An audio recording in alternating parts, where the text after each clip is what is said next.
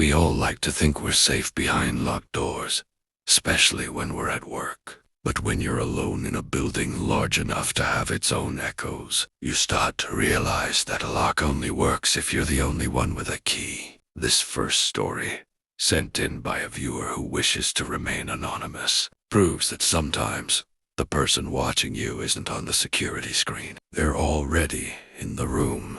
A few years ago, I worked the graveyard shift at a massive, half-empty warehouse for a logistics company. My job was simple: sit in a glass-walled booth, monitor the security feeds, and occasionally walk the floor to make sure the side bay doors were locked. Because the company was downsizing, I was usually the only person in a building, the size of 3 football fields. One Tuesday, around 3 a.m., I was staring at the monitor for Zone 4, very back of the warehouse where we kept old, decommissioned machines.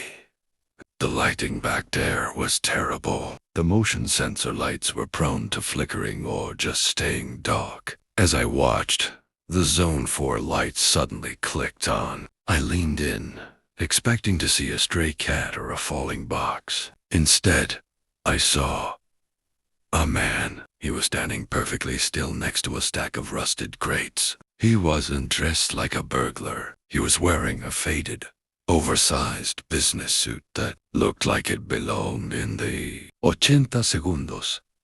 He wasn't looking at the crates or the exits. He was staring directly into the camera lens. My heart dropped. I picked up my radio, but my hand was shaking so hard I almost dropped it. I toggled the intercom for that zone and said, "This is private property. The police have been notified. Leave through the rear exit immediately." The man didn't flinch. He didn't even blink. He just kept staring. Then he did something that still gives me chills. He slowly raised a hand and pointed a single finger to his left toward the heavy steel door that led into my office corridor. I realized with a jolt of pure terror that the Zone 4 feed wasn't live. I looked at the timestamp in the corner of the screen. It was frozen. The image of the man pointing was from 10 minutes ago. I bolted upright and looked at the hallway door.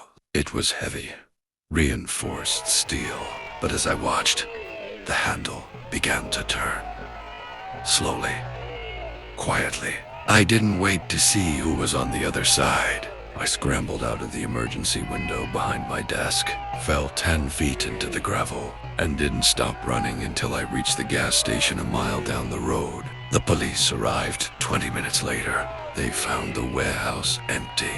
But when they checked my office, they found a single, dusty business card sitting right in the center of my keyboard. It had no name on it, just a hand-drawn map of the warehouse with a small X marked exactly where I had been sitting. I quit the next morning. To this day, I won't take a job that requires me to be in a building alone after dark.